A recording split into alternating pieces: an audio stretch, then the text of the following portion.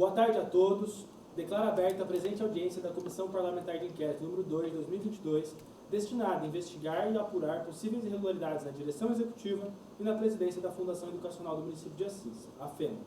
Iniciaremos o trabalho com o interrogatório do Sr. Nivaldo Aparecido de Mello. Em seguida, prosseguiremos com o depoimento da Sra. Mariane Paulino Soriano Estrela. Aproveito para cumprimentar o Nivaldo, presente aqui mais uma vez na comissão com esclarecimentos. E, Nivaldo, eu preciso informar que é permitido, desde que querido, entrevista prévia e reservada com o seu defensor, que já está juntando a procuração aqui nos autos. Conforme o artigo 186 do Código de Processo Penal, o senhor tem o direito de permanecer calado e de não responder às perguntas que lhes forem formuladas. O seu depoimento constará em gravação de áudio e vídeo na forma dos artigos 215, 405, parágrafo 1º e 475, todos do Código de Processo Penal, combinados com o artigo 3º, caput da Lei 1579 de 1952. E estando todos de acordo, dispensaremos a sua transcrição. Antes de passar a palavra, eu gostaria de fazer algumas ponderações. A primeira vez que a gente te ouviu aqui, Nivaldo, você era chefe do departamento de contabilidade e a gente te ouviu na condição de testemunha. De lá para cá, diversos fatos aconteceram, o senhor assumiu a direção executiva da FEMA, e eu aproveito esse expediente aqui para deixar registrado, consignado, dos avanços que a FEMA conseguiu na sua gestão. A questão da transparência, que era completamente nebulosa, finalmente foi uma pauta destravada. A gente conseguiu a publicação dos dados 17, 18, 19, 20, 21 e 22. A gente conseguiu diversos avanços nesse sentido. Entretanto, diante de fatos que chegaram ao conhecimento dessa CPI através de testemunhos, os quais o jurídico da FEMA sempre acompanha, e os quais estão todos publicados no YouTube, portanto, é de conhecimento de todos, infelizmente, a gente percebeu que, diante da publicação da portaria que você fez, dos atos normativos, a gente percebeu que lá, até o momento, não havia sido aberto nenhum processo administrativo disciplinar para que fosse apurado isso internamente na FEMA. Diante disso, não restou outra opção, senão fazer a representação no Ministério Público para apurar se houve ou não a prática do crime de prevaricação, porque diante dos fatos, no nosso entendimento, até para nós não cometermos a prevaricação diante dos fatos, a gente acabou optando por fazer esse movimento, de encaminhar isso para o Ministério Público para que seja apurado, mas cabe ressaltar aqui que, no que tange a sua condição de investigado, é principalmente por isso. Foi isso que mudou de lá para cá. A gente viu uma certa inércia da direção executiva da FEMA, porque lá no estatuto está que dentro das atribuições, no artigo 15, compete ao diretor da FEMA praticar todos os atos necessários à boa administração, tais como organização de serviços, admissão, promoção, transferência, remoção, elogio, punição e demissão de empregados, concessão de férias, licença, recebimento de pagamentos e contas, firmar contratos de fornecimento de materiais e serviços e atendimento às solicitações dos órgãos com obediência nas disposições desse estatuto. Então, por isso que hoje está na condição de investigado, apenas para dar os fundamentos e justificar a posição da comissão. Passo a palavra, então. Uma questão de ordem, presidente. Inicialmente, eu gostaria de saudar a comissão que integra a CPI, a presença do presidente, do vereador Fernando Siquer, do vereador Jonas e do vereador Dr. Ramon.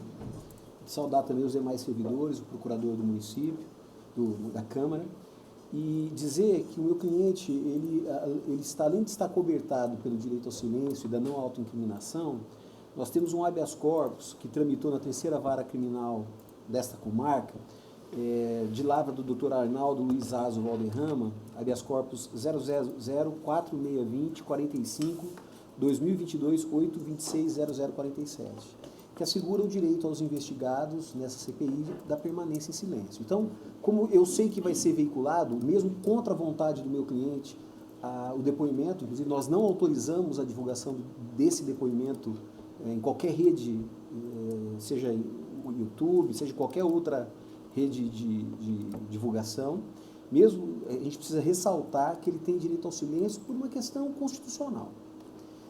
No segundo momento, como bem disse Vossa Presidência, a direção executiva está muito bem representada por esse homem íntegro e honesto, que é um funcionário de carreira da Fundação Educacional do município de Assis e que vem desempenhando o que pode na condução dos serviços e das atividades dessa fundação.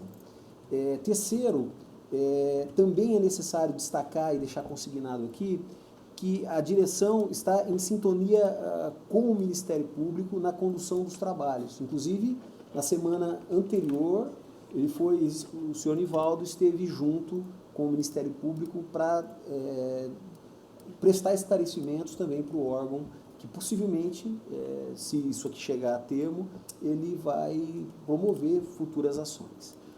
Além disso, as perguntas que forem feitas aqui, nós vamos reportar que ele deseja, com base no habeas corpus, com base no direito de não autoincriminação, o desejo de falar em juízo, se é que isso vai eventualmente virar num processo. Mas isso não importa, ele não reconhece culpa, ele não reconhece qualquer tipo de lesão ou eventualmente qualquer conduta desviada. E por último, a questão do delito de prevaricação, segundo a própria legislação penal, no artigo 319, estabelece assim, retardar ou deixar de praticar indevidamente ato de ofício ou praticá-lo contra disposição expressa em lei para satisfazer interesse ou sentimento pessoal. E não existe qualquer prática criminosa por parte desse diretor. Primeiro, porque ele não retardou, isso pode ser aberto a qualquer momento, é um ato discricionário da administração nesse sentido. Segundo, não há elemento nenhum com relação à prova, elemento subjetivo relacionado a interesse ou sentimento pessoal. As contas dele estão abertas para verificação dessa Câmara, né, movimentação financeira, né, é um funcionário de carreira eficiente, que inclusive está de acordo com a reforma política, a reforma administrativa que foi implementada na Constituição de 88. Ele foi indicado não porque ele é apadrinhado, ele foi indicado porque ele é um funcionário com mais de 20 anos de instituição e que é extremamente eficiente em tudo que fez até hoje.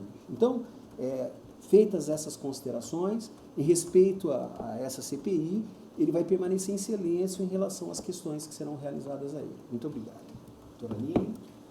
A Fundação, na qualidade de destinatária dessa CPI, de maneira direta ou indireta, né, investigada conjuntamente com os atos, já que boa parte dos servidores vem aqui colaborar com o objeto dessa casa, e principalmente na condução e na proteção da própria Fundação, na pessoa do Nivaldo, que hoje representa a Fundação, representa muito bem, e aqui eu também me manifesto no sentido da integridade, da honestidade, do compromisso dessa direção que eu acompanho diariamente e tão de perto, em todos os atos que ele pratica, na condução da direção executiva e as dificuldades por nós lá enfrentadas em implementar, em efetivar as ações que são necessárias, e bem pontuado pelo Dr. Cláudio, no sentido de que o Ministério Público acompanha todos os trâmites, todos os encaminhamentos em razão da abertura de inúmeros inquéritos civis.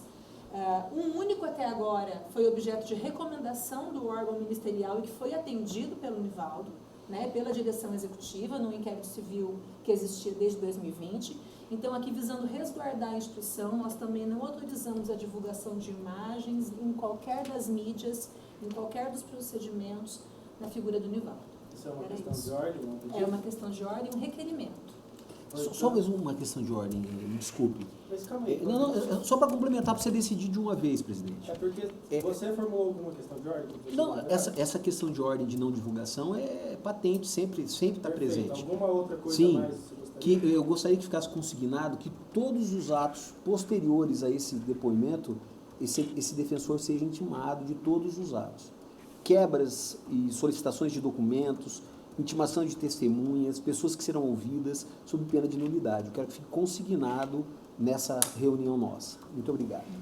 Perfeito. Então a gente precisa deliberar sobre 2 pontos na questão de ordem. Respeitando o princípio da coletividade, vou consultar os nobres pares membros dessa CPI. Em relação ao primeiro fato, sobre a não divulgação, acredito que a gente já tenha adotado esse procedimento de optar, inclusive os tribunais superiores são unânimes ao afirmar que é preferível a publicação, que isso está em acordo com o princípio da transparência e que a divulgação dos atos das comissões parlamentares de inquérito geram atenção da sociedade, maior controle social e, portanto, mais benefícios para a administração pública. Então, o meu posicionamento nesse sentido é de indeferir esse pedido da publicação, consulta os nobres pares se concordam. Siga, presidente. Em relação ao pedido do senhor Cláudio Sanches referente à intimação, eu vou seguir os termos do despacho. Essa questão de ordem já foi feita hoje pela manhã. E a gente, em consonância com os tribunais superiores, já foi lido aqui o despacho, não vou ler de novo, mas o nosso entendimento é que os autos estão disponíveis a todo e qualquer momento para que os advogados possam vir aqui, todas as provas, todas as intimações, tudo está sendo encadernado no momento certo e, portanto, a CPI vem fazendo o seu papel. A gente indefere, vou consultar os nobres pares, mas o meu posicionamento é pelo indeferimento do pedido de intimação de todos os atos. Acompanha o deferimento? Até porque, se a gente fosse intimar todos os advogados, a Câmara só trabalharia para isso. Mas, iniciando agora a parte do interrogatório, antes de iniciar, o que eu queria dizer, Nivaldo, é que chegou o conhecimento dessa CPI, principalmente através do depoimento da Priscila hoje, fatos muito graves, fatos que mostram a reincidência de um comportamento dentro da FEMA que não pode ser mais tolerado. E, diante disso, pelo que foi exposto pela Priscila, a gente entende que o senhor pode ter sido vítima de uma situação. Por isso que a gente quer dar a possibilidade de o senhor utilizar desse expediente da Comissão Parlamentar de Inquérito, gravada, divulgada, que vai servir de prova tanto para o Ministério Público quanto para o inquérito policial, a possibilidade de o senhor explicar alguns pontos. A gente entende e vai garantir o seu direito a silêncio, mas eu tenho certeza que para o bem da FEMA, que para o bem da investigação e que para o bem do bom direito, seria muito pertinente essa resposta. Eu queria perguntar especificamente sobre o caso da professora Mariane Soriano Estrela Munhoz. Essa professora, segundo a Priscila, que depôs há pouco, foi feito um pedido através do coordenador da medicina, Jairo César dos Reis, para que ela lançasse um edital com duração de aproximadamente 2 dias. O que ela disse para a gente é que esse edital, que era a competência dela fazer, não deu seguimento, porque ela consultou o jurídico da FEMA, que optou pela ilegalidade desse edital de 2 dias, e ela disse que chegou até você, e que levou esse edital para você. Eu perguntei para ela se na solicitação havia autorização da direção executiva, ela não soube responder. Então o que eu queria perguntar é bem objetivo. Você autorizou a elaboração desse edital? O senhor não é necessário responder. Fernando Sircha, Jonatas, Ramão, membros que nos ouvem nesse momento, na condição de que foi colocada a minha pessoa de investigado, eu manifesto perante a vocês, e de acordo com a lei, e permanecer em silêncio. Perfeito. Eu entendo que é seu direito, a gente vai respeitar, mas eu também entendo que o papel da comissão é perguntar, deixar Perfeito. registrado. Então, em relação ainda ao concurso da professora Mariane, o senhor tem ciência de que a referida professora não possui a titulação mínima para lecionar na FEMA? Excelência, requeiro o direito de responder isso em juízo, caso for necessário. E em relação à contratação dela, a contratação da professora Mariane Estrela Munhoz, Soriano Estrela Munhoz, aconteceu em 2022.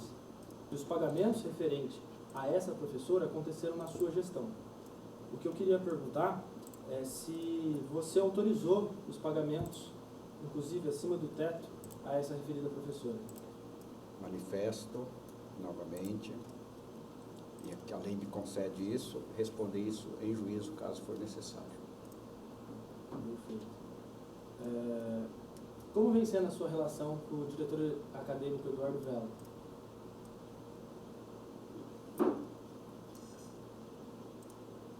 Sou diretor executivo, ele é diretor acadêmico. A relação é pura e simplesmente essa.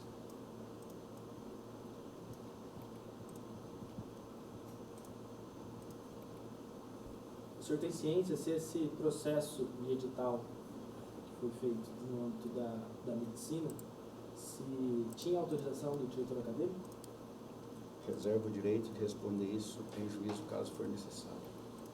A servidora Priscila, do Departamento de Recursos Humanos da FEMA, te procurou para relatar uma possível fraude nesse concurso? Reservo o direito de responder em juízo, caso for necessário. E qual encaminhamento foi dado a esses questionamentos da Priscila? Reservo o direito de responder em juízo, se for necessário. E quais foram os fundamentos desse indeferimento? Reservo o direito de responder em juízo, se for necessário. O senhor consultou o jurídico da FEMA? Reservo o direito de responder em juízo se for necessário. Chegou ao seu conhecimento a elaboração de edital de 1 ou 2 dias? Reservo o direito de responder em juízo se necessário for. Foi aberto algum PAD, processo administrativo disciplinar referente a esses Responderei fatos? em juízo. Sobre a questão das matrículas extras que apareceram em alguns professores e principalmente referente ao professor Jairo César dos Reis, você autorizou algum pagamento referente à matrícula 000964990/1? Isso não diz respeito a Mariana, é uma outra questão. Isso. Já não diz respeito mais ao processo da Mariana. Isso é comum aqui, tá? Cada hora uma coisa. Você Então, pode uma pergunta- resguardar o direito de permanecer em silêncio. Vou reservar o direito também de ficar em silêncio. Teve ato de exoneração dessa matrícula? Essa pergunta está numa requisição que foi Direito ao silêncio. Nós vamos responder para o promotor. daqui. E eu reservo o direito de, além disso, responder lá em juízo. Essa matrícula ainda está válida? Reservo o direito de responder em juízo. Foi aberto algum procedimento administrativo disciplinar para apurar a criação dessa matrícula? Reservo o direito de responder em juízo. Mais alguma pergunta, nobres pares? Uma pergunta, senhor presidente. Não havendo mais perguntas ao senhor Nivaldo Aparecido de Mello, eu declaro encerrada a presente oitiva. Muito obrigado a todos.